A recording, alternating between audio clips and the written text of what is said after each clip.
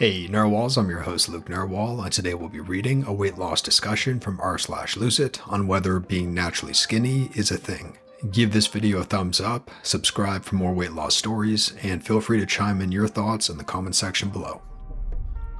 No, your friends aren't just naturally skinny.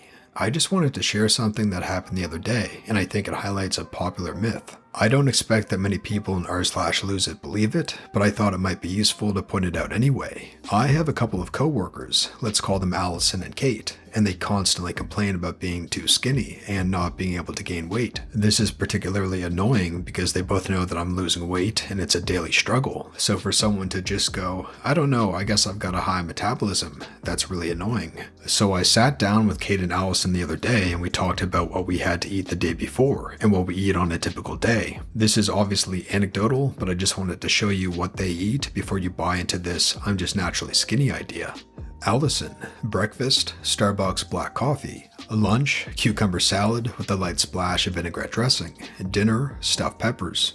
Kate, breakfast, wasn't hungry. Lunch, Chick-fil-A grilled chicken wrap. Mid-afternoon snack, Snickers bar. Dinner, salmon and a salad. These two, who ostensibly can't gain weight, are making healthy food choices and don't often indulge, but they rant about how they are super underweight and can't gain. Please don't fall into that I'm naturally skinny, I'm naturally fat mentality. No one is born skinny or fat. You are what you eat and how much you eat.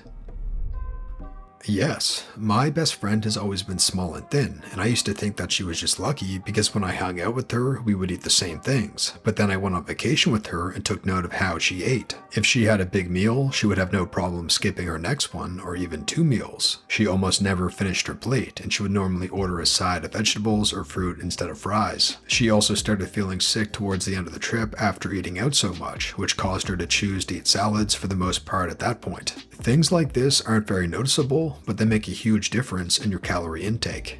And to further your point, even if they don't make a huge difference in their daily intake, it will certainly add up over the long term. An extra 100 calories a day over 5 or 10 more years is going to make a very noticeable difference. I don't think I've ever seen my naturally skinny friend finish her plate. We go to Panera and she eats half her soup. Pizza, she will eat 1 slice. Orders a cinnamon roll at the cafe, eats half. I'm pretty sure I eat like double what she does. When you really pay attention, it makes sense why some people are skinny and some people aren't.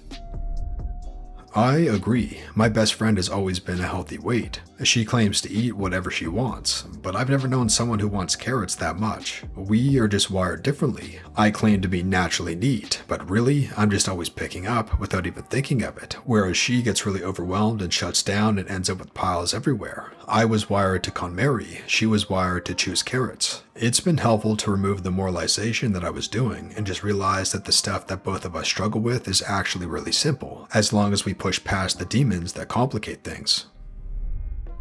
I've been in maintenance mode for 6 months now. 35 female, 5'4", 125 pounds. Lost 25 pounds, then I moved to a new state. People here aren't aware of my weight loss and assume I've always been this size. Had one mom at the playground say, I bet you were one of those women who were skinny pregnant. And nope, I was 200 pounds when I gave birth. I tried to tell her it was Seiko and she didn't believe me. I recently lost 40 pounds after starting just over 200 as a 6'1" man, and I'm in the best shape of my life. I recently moved several states away, and it's amazing how people just think of me as that skinny guy or the thin guy at work. They have no idea. I agree. My fiance always claims that he can't gain weight and eats rubbish, but he just doesn't eat anything all day and then suddenly he's hungry and orders pizza. He also has a way better relationship with food. I assume born from never having that much money as a kid, food was just fuel, not treats or comfort or something to do when bored like it was for me. He's lucky in that way then. I was dirt poor as a kid, and that's why I have so many issues with food. I spent so many years hungry literally all the time, eating only free school lunch, empty cupboards at home, etc. And now the feeling of hunger and seeing empty cabinet space drives me insane. I'm getting out of that mindset, but it's hard. Yeah, honestly, it sounds like being poor is actually the source of a lot of maladaptive thinking regarding food. That and like going through a famine. People who lived through the Great Depression developed so many frugal habits and attitudes about never wasting food that then was passed down 2 or 3 generations further, even though it was no longer appropriate. I have to wonder if the Depression is what ultimately triggered the obesity epidemic of today. I've come to realize that naturally thin people just have a stronger intuition towards what they need to eat to maintain their weight. Even if they eat high-calorie meals, they end up making up for it, even if they do this subconsciously.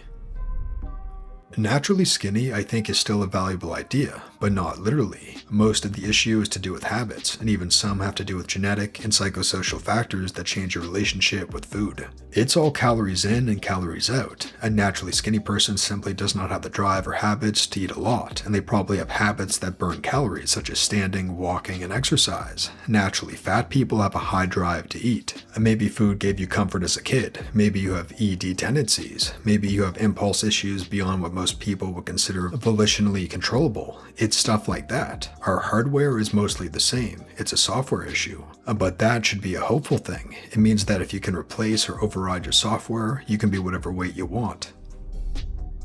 I do think there is something natural about this though. The reason I can't skip breakfast or just have coffee is that I'm physically actually hungry. And the reason I eat only a grilled chicken wrap or whatever small lunch is not because I just feel full and done when I finish it. It is because I consciously stop myself despite wanting to eat more. I bet Kate didn't have to do that. It is a metabolism, but it is something in our minds, hormones, and bodies. It may not be born into us, but it is there beyond our conscious decision making.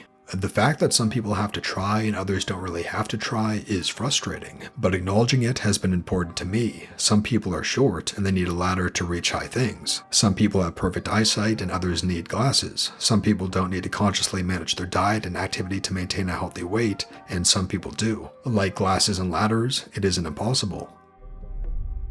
They're not naturally skinny, but they did get lucky their brain never learned to cope through food. That was pure luck, just like it would be luck they were naturally skinny, if that thing existed. Most of us got our emotional eating coping habits in childhood, and it got rooted inside us, and now we need huge efforts to rewire our brains. Or they put in effort and learned to rewire their brains at an earlier age. Don't assume people that are skinny now never struggled with weight. I had a new colleague around 1 month who told me I am lucky to be naturally skinny because she didn't know I lost around 35 pounds in the last 4 months.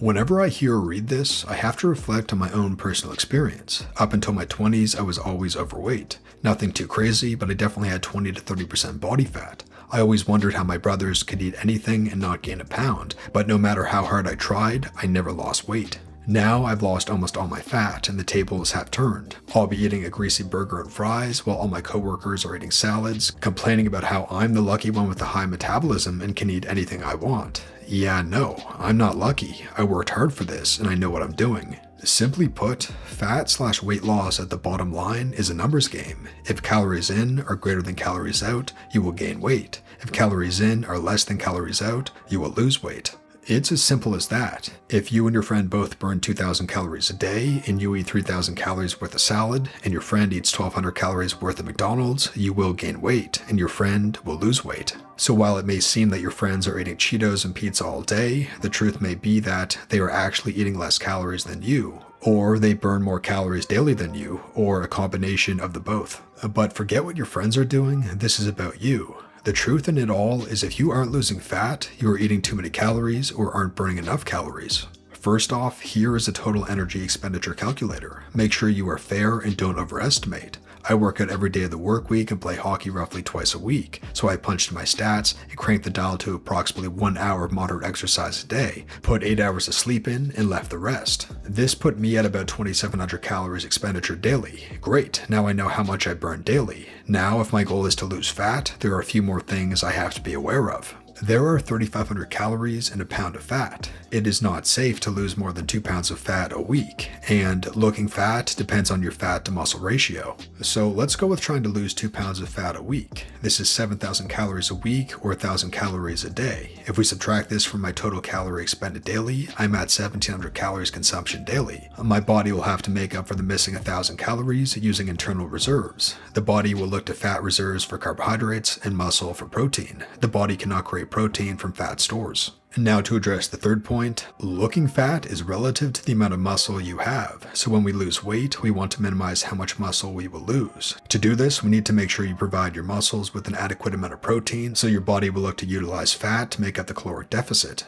A simple calculation for the amount of protein you need is 1 gram of protein per pound of lean muscle mass. Calculation is 1 minus percentage body fat times your weight. So if I'm 160 pounds with 10% body fat, I need 0.9 times 160 equals 144 grams of protein a day. So to end this long post, as long as you eat below your calorie expenditure, you will lose weight. To ensure that most of it is fat, you need to make sure your body is provided with adequate protein, so it doesn't look to break down your muscle for protein. And that brings us to the featured narwhals of the day. Join our Reddit community to be a featured narwhal and for a chance to win some free narwhal merch. And our first and only featured narwhal of the day is Lori NK1, and they say, recreated my driver's license photo. Thanks for sharing featured narwhals. If you enjoyed the video, be sure to leave a thumbs up and subscribe for more weight loss videos. Thanks for watching narwhals, and I'll see you in the next one.